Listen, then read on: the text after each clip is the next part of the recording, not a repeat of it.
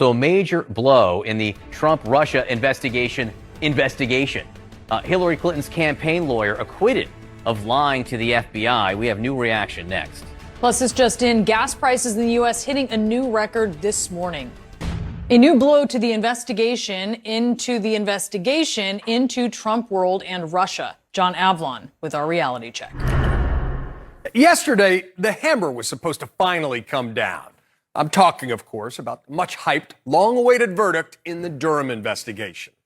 But instead, it was time to cue the sad trombone soundtrack as the jury came back with an acquittal for the Clinton campaign lawyer, Michael Sussman, who'd been charged with a single count of lying to the FBI. Now, this is after more than 3 years of investigation by a special counsel whose major accomplishment to date in the probe is getting a former FBI lawyer to admit doctoring an email. His punishment was probation and community service. Now, by comparison, the Mueller investigation took less than 2 years, but it resulted in prison sentences for 5 members of the Trump circle, including campaign chairman Paul Manafort and longtime political advisor Roger Stone, both of whom Trump later pardoned, as well as former consigliere Michael Cohen.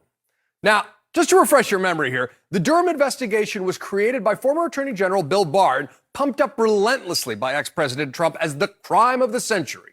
Now, the goal was to investigate the investigators, a classic deflect and project strategy, weaponized by the power of the presidency. The folks over at Fox News obligingly hyped up the Durham investigation big time. Get this, according to LexisNexis transcripts, they've mentioned it at least 625 times on their air since 2019. The repetition reflects the alternate reality that gets created by partisan echo chambers. But as it became evident that the trial was going sideways, right-wing media was already primed to explain away an acquittal, blaming the jury as biased and saying it contained Hillary Clinton donors. But this wasn't a close call. It was a fast 6-hour deliberation followed by a unanimous verdict. This fizzle should be a big blow to Trumpland's alternate reality. As New York Magazine's Jonathan Chait wrote, John Durham tried to prove Trump's Russiagate theory. Instead, he debunked it. And as the Daily Beast's Will Somer points out, the verdict undercuts the whole lock her up chant we've been hearing for years.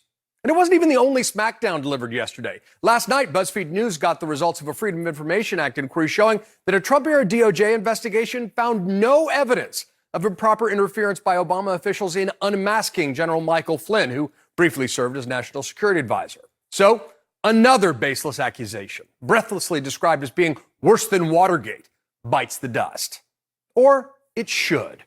But the reality-based media and partisan media play by different rules. And there are still a lot of partisan dupes who are committed to the belief that Russia's interference in the 2016 election was a hoax. Now, if you meet one of those folks, and I'm sure you have, remind them this isn't a matter of opinion.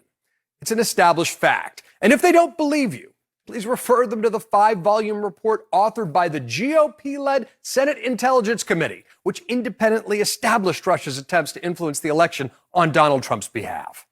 Because, lest we forget, Russian interference is the big offense here, not reporting it, however unsavory the details might be. After all, politics ain't beanbag, or as Michael Zeldin, a former federal prosecutor, told CNN's Marshall Cohen, criminalizing political opposition research-related activity of this type serves no criminal justice purpose.